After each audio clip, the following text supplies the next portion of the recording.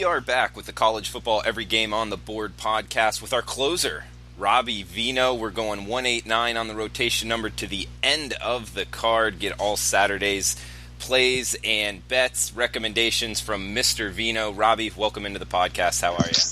I'm great, Drew. Glad to be here today. Another football weekend, so obviously pretty exciting. And, MLB Championship Series going off this weekend, too, so a lot going on. I think, not to ramble here, but I'm pretty sure that the NBA starts Tuesday. It's that time of year where we don't have 2 minutes to ourselves. It really is. Yeah, absolutely. It's getting to that time of year where it's great to be a sports bettor. A lot going on, not a lot of boring nights after work, and hopefully Sportsmemo can help you out, get you on the winning side. And guys, remember, Veno49 when you're checking out for half off Rob Veno's 7-day service. He's been killing it. College football has been great, hitting 60% on the year. Hopefully keeps it up going forward in the back half of the season. Robbie, let's start off, close it out here for the Every Game on the Board podcast. 189-190 Missouri, Alabama. This one in Tuscaloosa, cross-division matchup here in the SEC. 73.5 the total, 27.5 Alabama laying at home. Robbie, I think the stat here is Tua has 25 incompletions and 18 touchdowns on the year, if I'm correct on that. So Missouri defense, I know you know this program. I believe your son goes there or just graduated from Missouri. Whatever you got on Missouri program, does the defense have a shot at slowing down this Alabama offense? It's going to be difficult, Drew, especially in the passing game here where, Mizzou's taken a unique approach to their defensive backfield in the regard that Barry Odom and staff have really recruited athletes and tried to turn them into defensive backs. I don't know that Mizzou has one true defensive back, maybe Sparks, but they don't have a whole core in that secondary of true DBs. And it shows up because while these guys are great athletically, they miss a lot of assignments, and we saw last week, even after Jake Bentley went down and in a monsoon, Mizzou still got beat up in the secondary by the backup quarterback, Sarnekia. So it could be troublesome here, the way Alabama has thrown the ball, the way Alabama – I think I saw they averaged 21.2 yards per attempt against Arkansas last week, which is just you scratch your head. That's mind-boggling. I don't know if the same number can be achieved, but I think with Jerry Jeudy and those guys, certainly Alabama can throw the football here. Question for Missouri in games like this, where their underdog is always, can they keep up with the more talented team point-wise? Drew locks down a couple of key receivers here. Nate Brown will not play. Their top receiver, Emmanuel Hall, will not play. So while it's a position of depth, there are limited options here on the outside for Missouri. I don't want to lay that many points with Alabama, certainly because Nick Saban has shown a tendency the last few games to really take their foot off the gas pedal, and Mizzou can always score, so you could certainly sneak in the back door with this Missouri team. So don't like the side here. Potentially the total is a play in this game. Just because Alabama seems to find their way to 50 almost at will. And if you're going to ask Missouri to get to 24, I don't know that it's that big of a deal, especially since right now, as people try to nitpick Alabama, the concern seems to be their defensive backfield. We'll see. I mean, I don't see much of a concern with Alabama. Maybe boredom is more of a concern than the players in their defensive backfield, although they do have a starter down in this contest, so that it could make a difference. But if I had to look, Drew, I'd probably look over. Yeah, and actually on Sportsmemo, I did a video early in the week with Kelly in Vegas, and I'm on the over. Personally, I bet it. And, you touched on a couple things. One, if you had to to pick a weakness for Alabama, and it's not really a weakness, but if you had to pick, it would be the pass defense, the defensive backfield. And going against Missouri, that's one thing, they do have some injuries on the wide receiver position, but they can throw it around. Arkansas just put up 30-plus points. I think Missouri will be able to put it in the end zone a couple times, especially in the second half. And Alabama's definitely going to get theirs as far as, this offense is becoming almost unstoppable. So it's an interesting concept. And, you're close to the Missouri program. Do you think that they have a shot to kind of put in, 30-plus points here? Well, the other good thing about their pass game, Drew, is the way they protect. That offensive line protects Drew Lock like Fort Knox. They've only allowed 4 sacks all season long, and when you consider that he's dropped back to pass 206 times, 202 without being sacked, it's pretty good numbers. Now, every team that they played wasn't a pass rush juggernaut, but they did play Georgia. They did play one of the Mountain West's best pressure front sevens in Wyoming.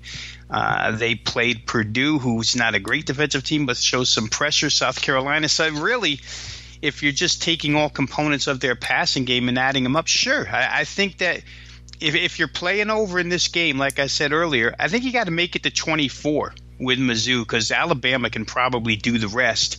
And boy, we both hit on it. Saban's taken his foot off the gas pedal in recent contests when they've been up big, and Missouri has backdoor potential. So late scores could get this one up and over the number. Yeah, and we've seen it with Alabama. I mean, Arkansas coming in the back door. Same thing with, I believe it was Lafayette before that. So as far as price-wise, Alabama's getting kind of expensive. If I'm looking at them, I would look more over the total. Robbie, staying in the SEC, we got 191, 192, Florida, Vandy.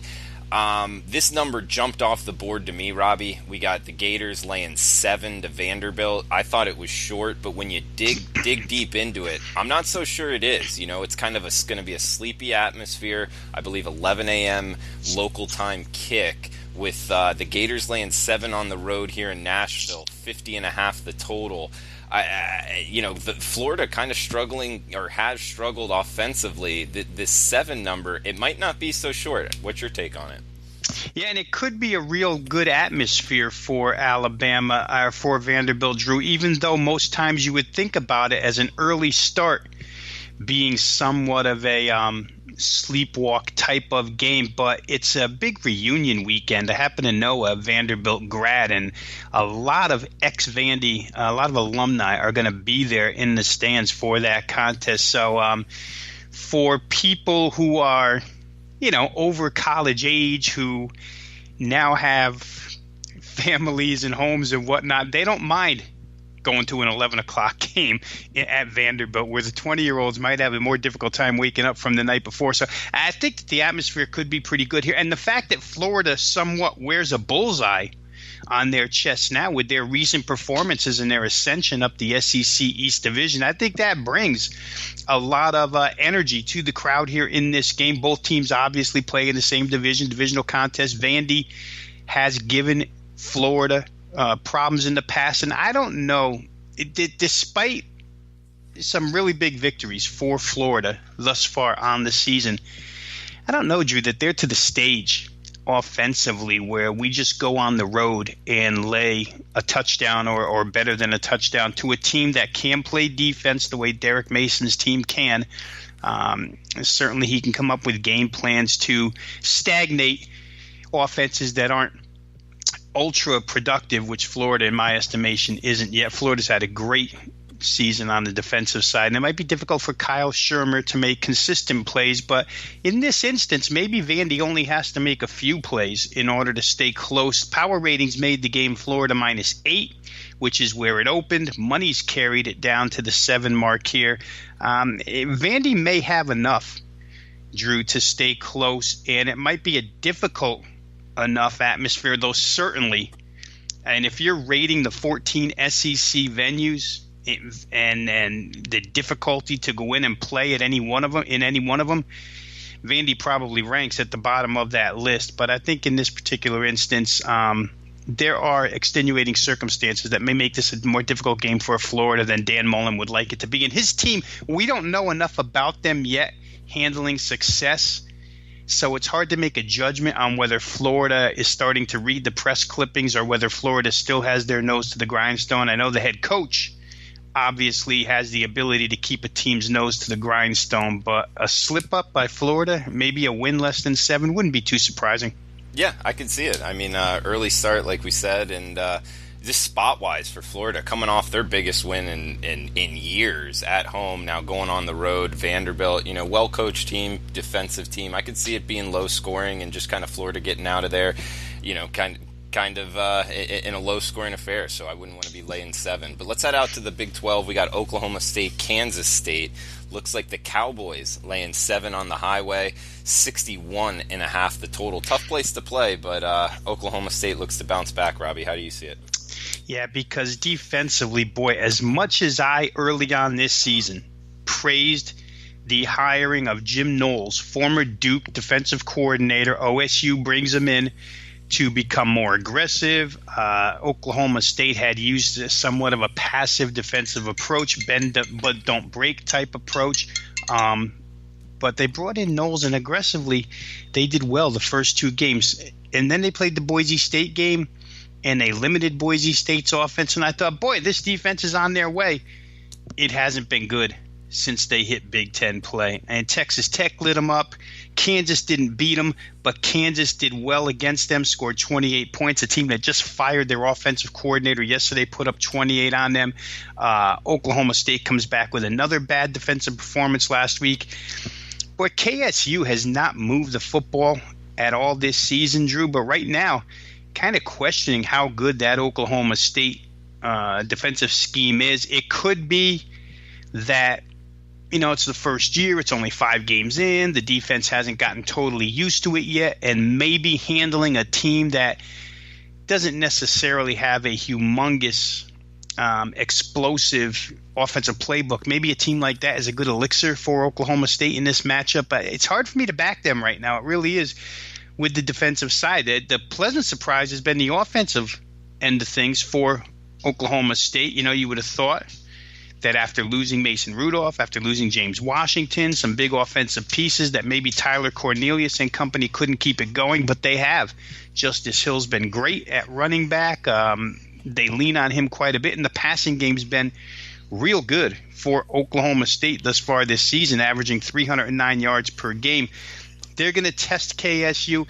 I think initially when I looked at the game, Drew, my inclination was to try this game up and over the total because of the flaws that I'm seeing now on Oklahoma State defensively, and thinking that maybe Bill Snyder can come up with a couple of plays. But it's low 60s for a total here, and just not sure I want to get involved. I don't want to get involved sidewise. I don't trust K-State enough this year to grab the 7 points, which is very surprising because I think to start the year, K-State looked a lot better on paper than what they've shown on the field. But both of these numbers seem to be in good places, so I don't know that I can get there with either side or total.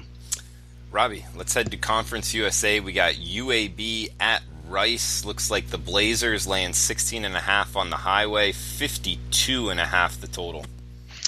Yeah, it's been tough on Rice now as we get toward the second third of the season here, or we're into the second third of the season here, Drew. They just, Mike Bloomgren, their new head coach who came over from Stanford with the Stanford offense, he's produced on the offensive side better than what people would have expected. But defensively, you can just see it week in and week out that this team is wearing down consistently, and that's not a good sign against a UAB team that really on offense has things clicking on all cylinders at this point in time. UAB against Louisiana Tech last week wins that game 28-7. La Tech, a team that beat North Texas the week before and held North Texas to 27. So you can maybe attribute some of that to a hangover or letdown spot, but I'd rather attribute it to UAB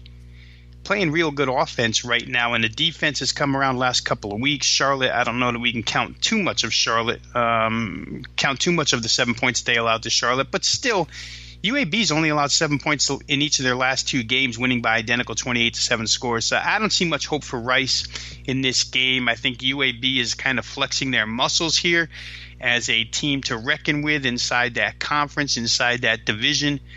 And like I say, as weeks go on and attrition settles in for Rice on the defensive side, the number of points and yards that defense gives up is going to start to increase, and it may start to increase here against UAB. So for me, it would be lay the points with Alabama Birmingham or don't play at all.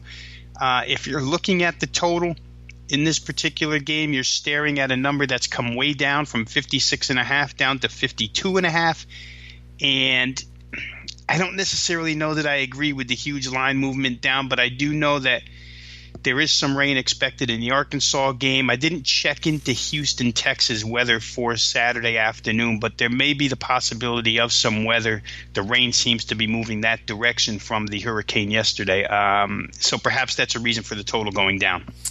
Robbie, we got a big one in the SEC, a cross-division game here with Georgia traveling to Baton Rouge, taking on LSU, the 3:30 Eastern CBS game here. The Bulldogs laying 7.5 now on the road, open 7, so the key number now, you have to add the hook onto the touchdown. 50.5 the total. How would you look to bet the Bulldogs and Tigers here, Robbie? Now, just the fact that the hook is now attached to the 7, Drew, kind of shows you. And I saw 8s earlier this morning, so it's come back a little bit. But it goes to show you how much pressure was put on that 7 by guys going to the window and pounding these Georgia Bulldogs. It's not something that bookmakers easily do, come off of a 7, but they've had to. Like I say, it got to 8, back to 7.5 here. A lot of support for the Georgia Bulldogs in this game. Offensively, certainly they're the better team, averaging over 240 plus, both throwing the football and running the football.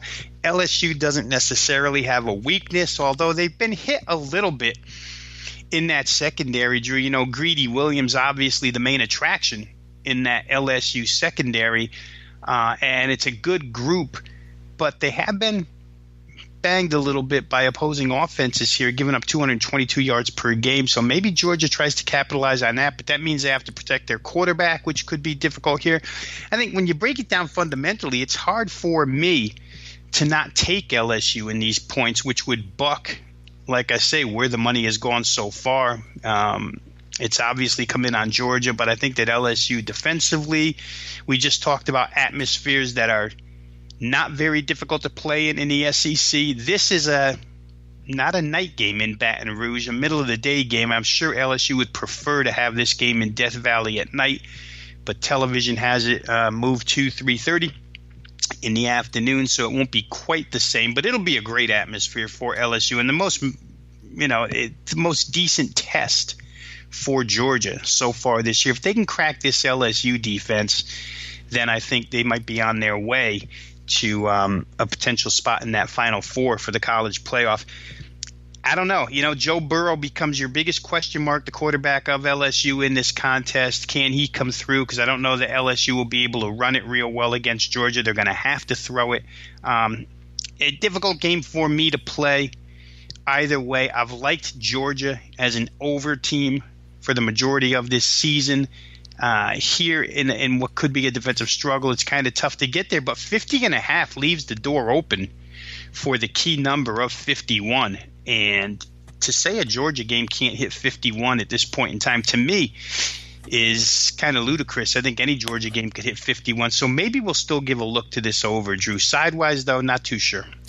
Veno 49 being the coupon code to get half off of Rob Veno's 7-day all access. That's $50 off. So Veno 49, that's VENO 49 at checkout for $50 off his 7-day all access. Will get you college football, NFL, NBA this week and next. Robbie, you just said LSU. You know, we were talking about home field, advantages. Vanderbilt being, in your opinion, the least in the SEC.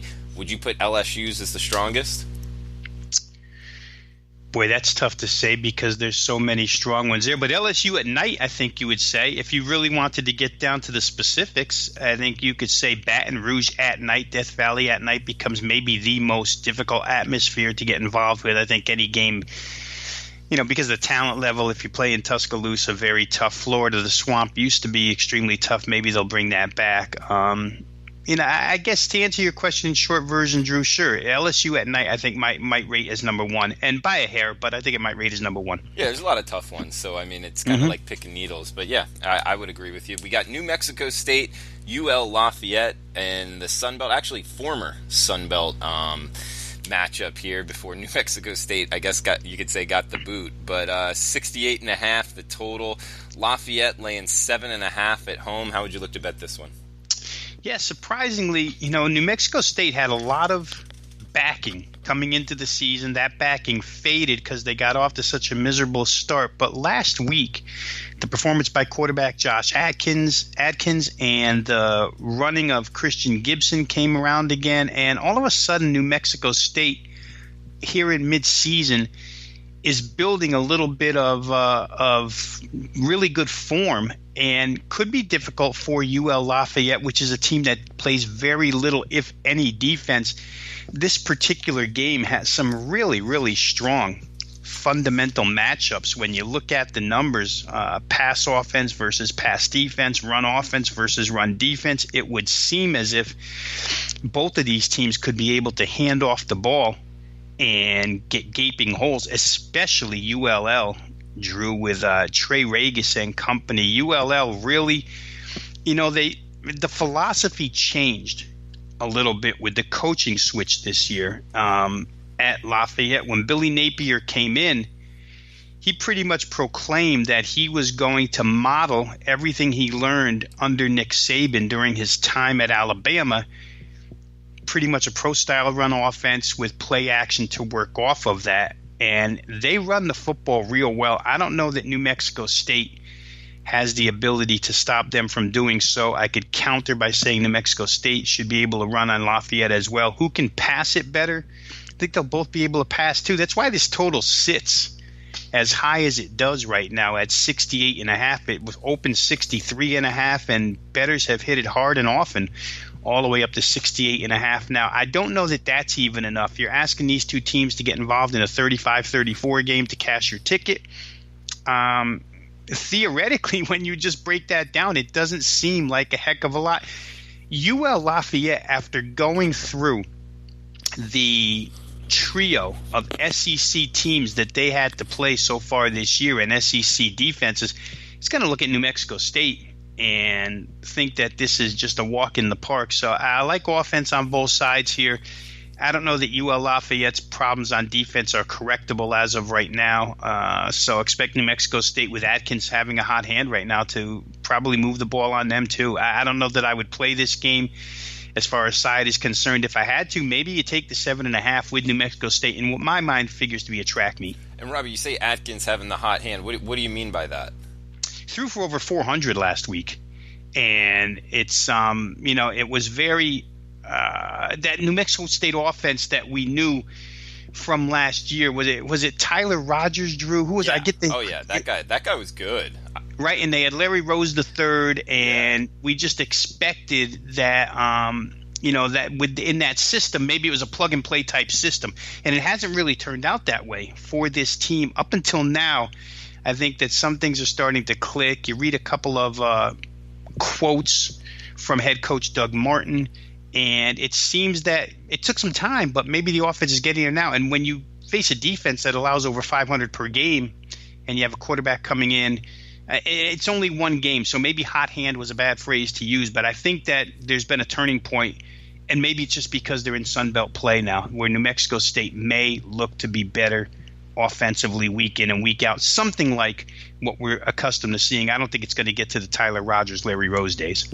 And it looks like the market agrees with you. I mean, this opens 63.5, bet up 5 points now, 68.5 the prevailing number. So should be a lot of points there in Lafayette. We'll go to the Big Ten here. 201-202 Michigan State at Penn State. 53 the total, with the Nittany Lions laying 13.5 at home to Sparty. And you never know how these stories, Drew, are going to affect the team, whether they galvanize the team, whether they divide them even further. But this week can't be good for Michigan State when, you know, you have players talking about the locker room atmosphere is bad. And you don't get names attached to it. You just know that there could be something cancerous going on in there inside that locker room. And whether or not the reports that have come out this week, like I say, galvanize this unit, can Mark D'Antonio get these guys to play together? There seems to be a lot of finger pointing, a lot of blame assigned to other people, and it's hard to tell. I mean, you can't generalize or blanket statement these types of situations. They all end up being different, and it's a product of the personnel itself, what they choose to do on the field, and it's a product of the coaching staff. Can they get through to these kids? I know one thing. Penn State was lit up by their head coach, James Franklin, after that Ohio State loss, which that game was won in many ways by Penn State, except on the scoreboard that day. And James Franklin assigned blame to himself and all the way down to guys who sweep the floors at night. He blamed everybody involved. And with the bye week, just being here in the Pennsylvania area and the reporting and the media that's described what's going on there, it's been a tough work week for Penn State as James Franklin strives to get this program to an elite level. Says they're great but not elite. They're going to be ready to play. That much I know. Will the other side be as ready, or will the other side will the infighting cause problems on the field? The problems on the field have been bad enough on their own so far for Michigan State, never mind having exterior problems to go with it. I don't necessarily agree with this game coming down a full point, but I can understand it from a strict value end. If you're catching 14.5 with a team as good defensively, especially against the run as Michigan State, then 14 plus the half, there's value there to go ahead and take that road dog. But in my mind, Drew, the fundamentals tell me that Penn State can move the ball on any team and move it successfully on any team. Heck, they just moved it on Ohio State really well 2 weeks ago in this same stadium.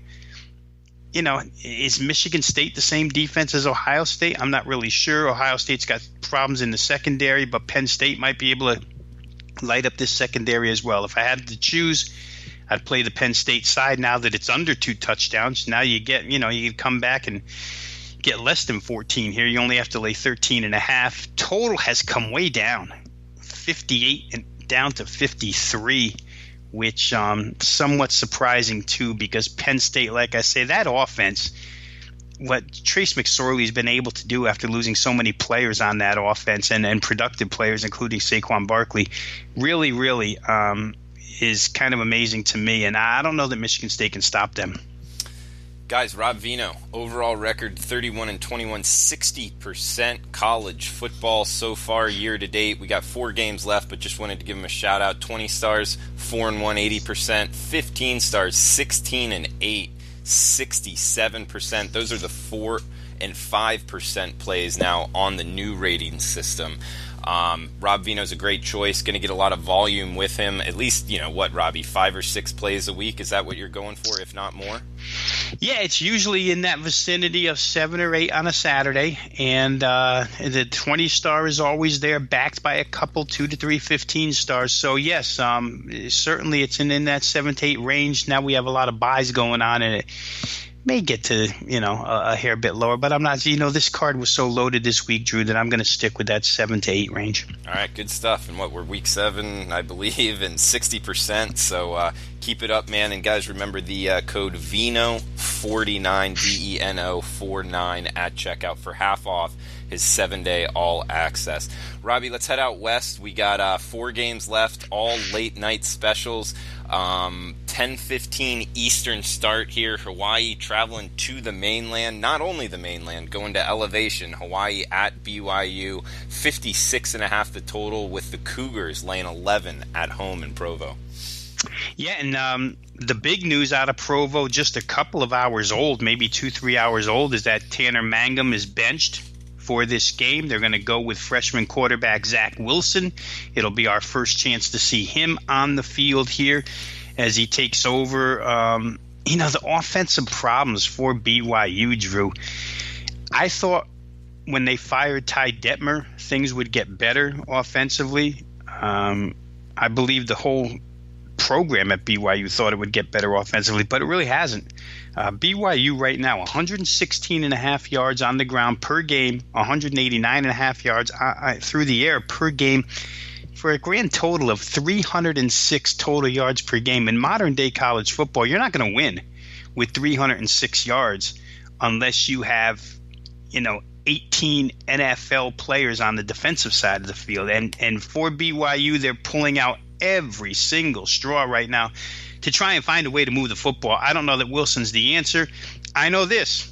When you match up quarterbacks this week and Cole McDonald appears ready to play here for Hawaii, Cole McDonald versus Zach Wilson is a complete and total mismatch. Now, we saw last week what happened to Hawaii against Wyoming. A difficult defense once again. Wyoming presents some troubles on the defensive side, but the Hawaii team didn't have Cole McDonald, who's been great at quarterback so far this year. They had to go with true freshman Chevin Cordero, the newest prodigy from St. Louis High, Marcus Mariota's high school, and a kid who's run the run-and-shoot offense. But they only scored 17 points last week and had to come from behind with a late touchdown to win that game. Having McDonald back means everything.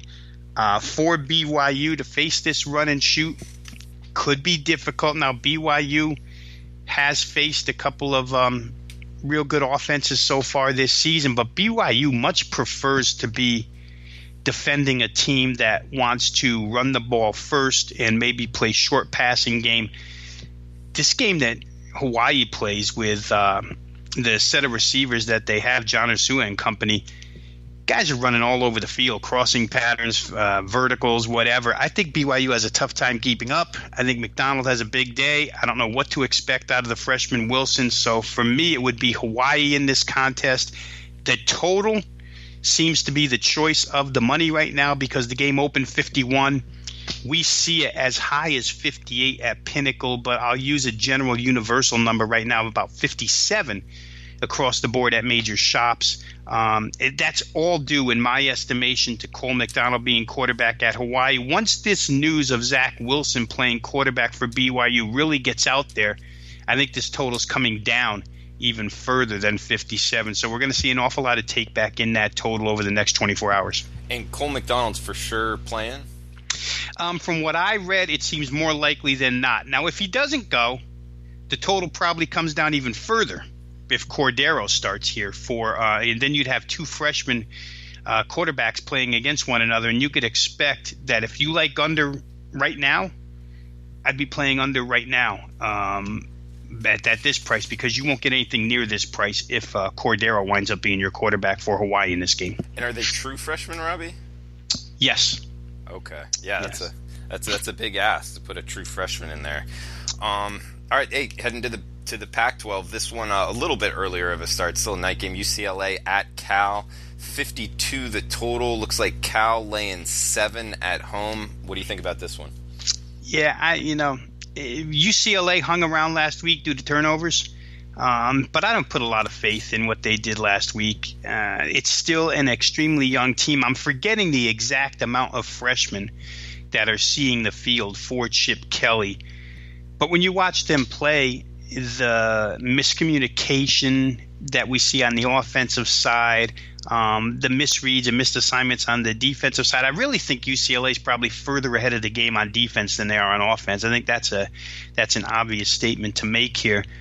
But they're going to play a hungry California team.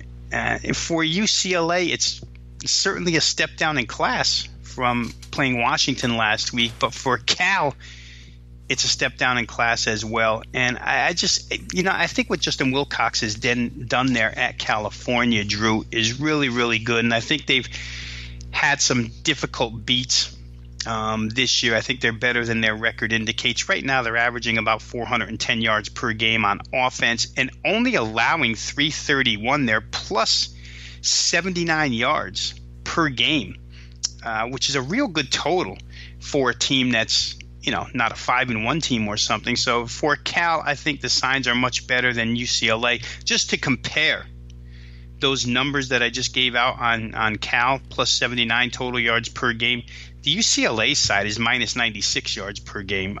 They don't move the ball consistently. Like I say, the amount of freshmen running around on the field, it'll get better for Chip Kelly, but I don't know that it gets better here. I'd probably look towards California in this game. Total 53 down to 52. No real opinion there. Robbie, late night specials to close it out here. The last two games, we got Wyoming, Fresno State. Looks like the Bulldogs laying 17.5 at home, 43 the total.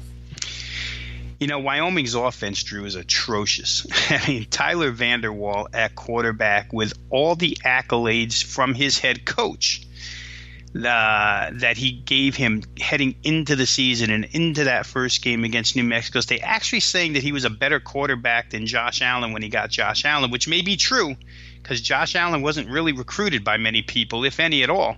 I think he had to go the JC route to begin with.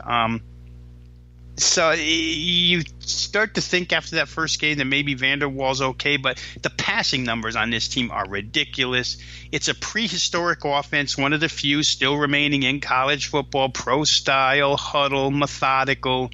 When you can't run the football, you can't play action, and when your quarterback's inaccurate, you really can't play action. They can't go downfield. I don't know what they're going to do against Fresno State here, but I do know that they play real good defense. And for Jeff Tedford's team, they're a hair bit inconsistent offensively. There are games where you watch them where they move the ball up and down the field, and then there's other games where, you know, McMarion and company are a little bit stagnant. So I don't know. Laying 17.5 doesn't thrill me. I don't want to take them with Wyoming because I know that offense isn't going to score any more than 13 points in the whole game. 31-13 cashes your ticket here with Fresno State. And, you know, if you get the best of the number, there's some 18s out there. So maybe 34-13 to be sure cashes your ticket here. And I don't know that that's, you know, that far-fetched to see as a final score in that game. Yeah, we'll finish it up here. A good late-night Saturday night card with Boise State, Nevada. Mountain West matchup here with Boise State laying 16.5 in Reno, 61 the total. Robbie, finish us off with the Broncos and Wolfpack here. Well, certainly an angry Boise State team. I mean, and, you know, saying angry, Drew, doesn't mean that they're so good that they're going to come out and score 70 points because they're angry, because we've seen Boise State lose twice to probably the two best teams they played all season long, Oklahoma State and San Diego State. And they played San Diego State with a backup quarterback and a backup running back. We talked about those guys yesterday. Some San Diego State beat writers think that with Agnew at quarterback, they're better than they were with Chapman. And the drop-off in running back hasn't been that big of a deal here for that team. That team just continues to play defense, and they shut Boise State down last week. The good news for Boise State is Nevada is not a shutdown defense by any stretch of the imagination. I think they give up 7.2 yards per pass attempt, and you should see Brett Rippon and company get back on track here as far as point production is concerned. Although I will tell you this, the coaching staff, whether or not it's a smoke screen, whether or not it's just coach speak, they did voice some concerns this week about having to face the second opponent in a row that plays the 3-3-5 defense. Now, the 3-3-5 defense employed by Rocky Long, who's an innovator of that system, and the 3-3-5 defense employed here at Nevada, personnel-wise, are like night and day. And you could play the same system all you want. If you don't have the players, the same players inside that system, it's not going to be as effective. So I think Boise State, for all their caution, hey, listen, they saw this defense last week in much better form. They probably know how to handle it here. In fact, the coaching staff said they missed a couple of plays that really could have changed the game last week. I don't think they're going to have a lot of problems moving the football here. And Nevada, we just talked about quarterbacks returning to the starters role. Ty Ganji did practice Tuesday, I think it was, and listed today, early this morning, as probable for this contest, which is really big for Nevada, Drew, because the drop-off between starter and backup at Nevada is blatant. And with Ganji at quarterback, it's a far better team. And, an offense in all respects. If you just look at what Boise State saw last week and what they're going to see this week, it's an entirely different defense.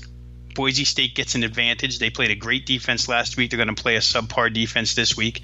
However, they played a subpar offense last week, and they're going to play a really good high-flying air raid offense this week. So I think you'll see Boise State give up more than 19 points. I think you'll see them score more than 13 points. The side on this game, the numbers come way down, 19.5 to 16.5. To me, that's based on Ty Ganji, starting quarterback for Nevada this week.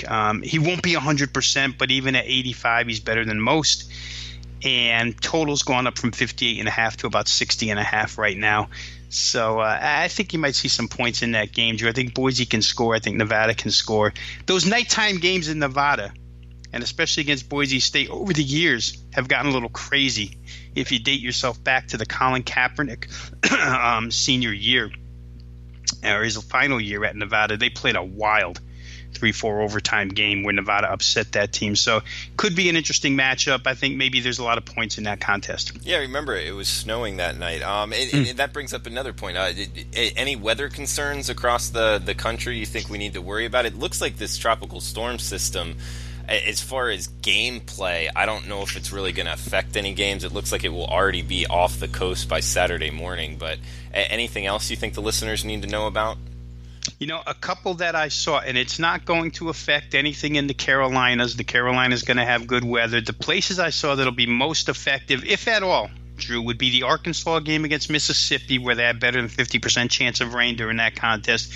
And like I said earlier, I didn't check that Rice game. Arkansas, Houston area, maybe, I'm not sure. But from what I saw out of all the games, I think that the Arkansas venue might be the one that has some trouble, if they have any at all.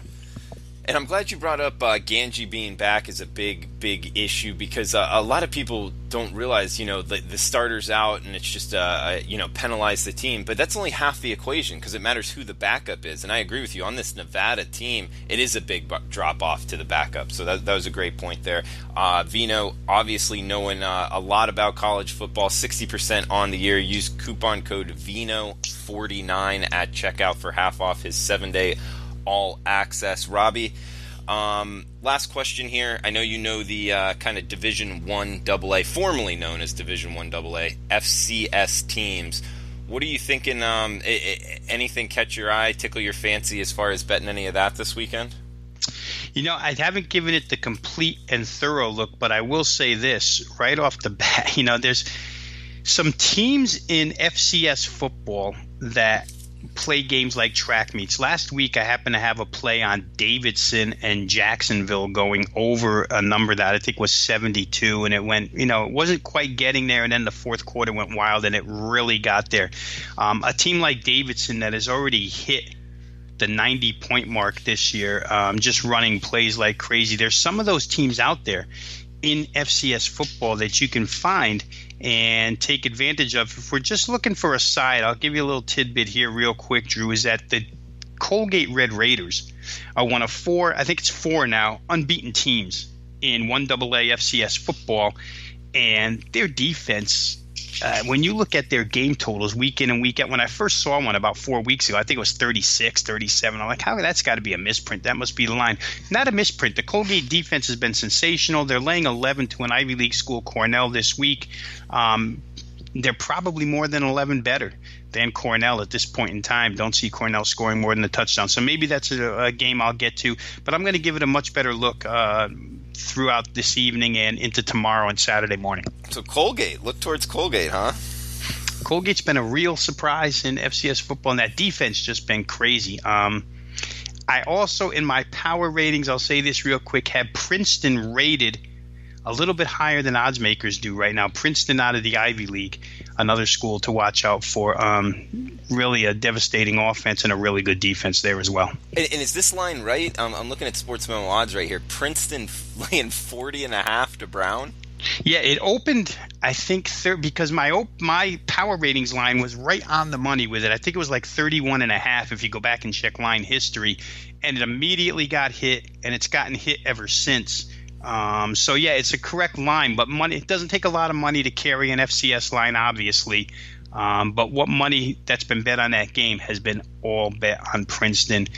They've been that good. They were on TV a couple of weeks ago destroying Columbia at Columbia. And, for those who watched, you get a taste of what Princeton's all about. And have a wide receiver on that team, Drew, that's probably going to get drafted. So you don't think of Princeton as putting NFL players out there, but there's some Ivy League schools that do throw guys into the NFL. Princeton's got a good team this year.